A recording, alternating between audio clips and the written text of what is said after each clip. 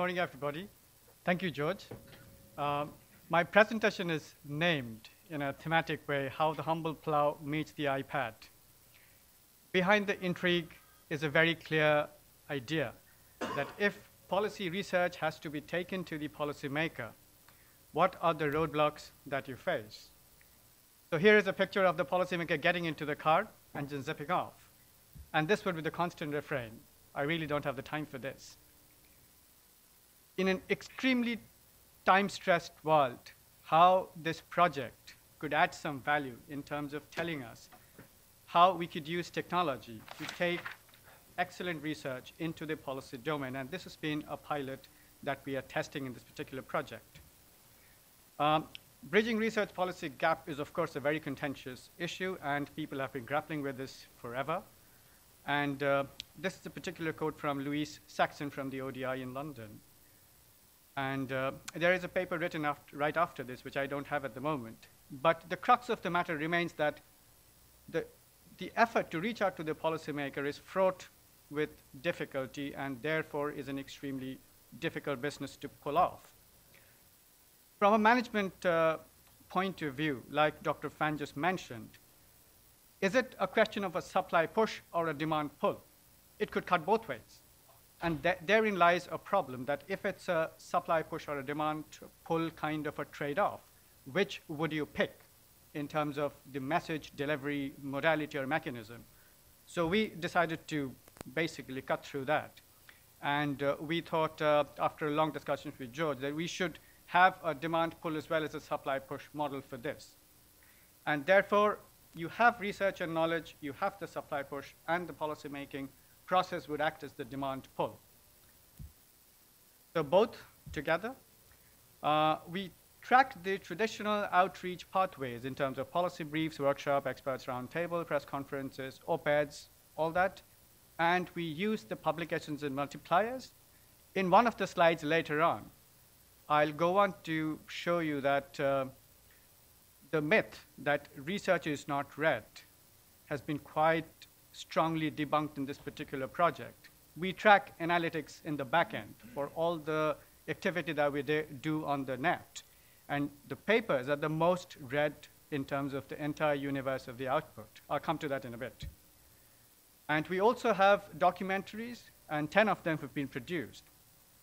And this has been quite a unique project in which we have used documentaries as a very telling medium to take the research output into a more easily digestible form, into not just the policymakers as the primary target audience, but also the secondary and tertiary target audiences, including the people on the Facebook. Now, given the fact most of the academic universe is a captive universe on the net, thanks to Google, of course, and Facebook, though it might sound that how is the Facebook demographic important to this particular project, but our data shows it's just the opposite.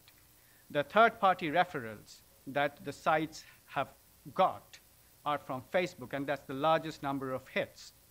So it's important to know the 18 to 24 demographics in terms of age has been tracking agricultural research, and that's a revelation for all of us. So since we have innovated, so what are the output, how does the output matrix look like? I'll zip through this particular section because most of it is on the net and some of it is in your folders. So we got the papers designed professionally, and this has been given a particular look in terms of synergies in terms of design and content presentation. So South Asia papers look like these. They are uniquely color-coded for a particular set of papers. The learnings come from the discipline of brand management, that if this were to be treated as a product on the shelf or a service that people are consuming, and policymakers, consumers are policymakers here, it should follow a particular discipline in terms of the consistency of the message and also the relevance of the message. So this part of the project borrows heavily from the disciplines of marketing and advertising both. Papers. The policy briefs, which are there in your folders, again, you would realize that the synergy of design and content presentation is something that runs through the entire output basket. Again, I'm not going to dwell on this much. It's there in your folders. Now I come to the internet engagement. The project website landing page looks like this.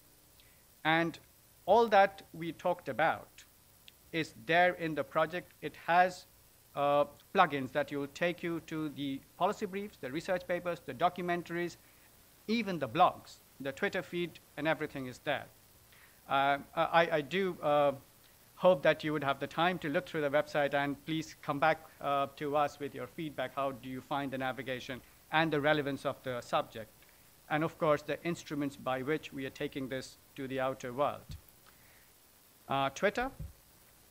Then another important thing, and that's the reason I said the humble plow meets the iPad, is this particular project has used extensive applications to make the iPad, the iPod, the Kindle Fire as platforms on which you can download the papers and read them on the go.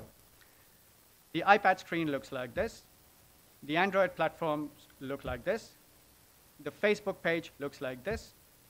And we also do small advertisements by which we encourage the reader to come into the site, read the report, leave feedback, and engage further with us. The blogs look like this. And there are video channels in terms of Vimeo and YouTube, which we use. Now, a quick look at the analytics. From July till February, the top number that you see here is India, but then this is the headquarter bias as far as GDN is concerned, because most of the hits would be, many of the hits would be coming from GDN. Therefore, we could discount the 2483 number a bit. But this is how it stacks up in terms of direct hits on the site.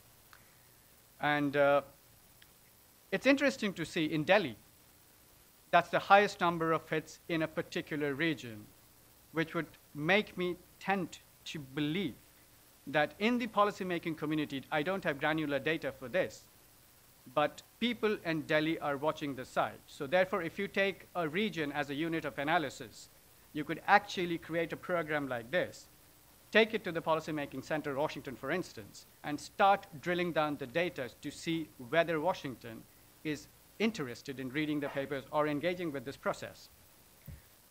Followed by, this is what I was talking about. The research papers have a 15% hit.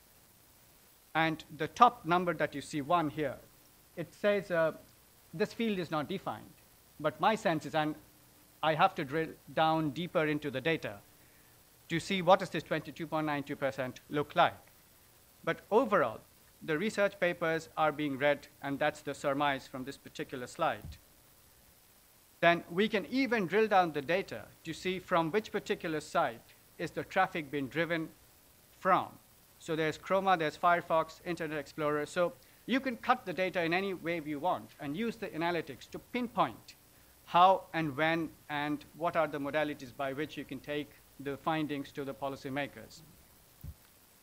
Followed by, iPad seems to be the most favored platform on which the research, reports, papers, and the other output is being read and seen. And again, the technology we have today gives us the opportunity to drill it down even to more granular details. And this is Facebook. So in the demographics of 18 to 24, this is something interesting to see. The spread is incredibly high there.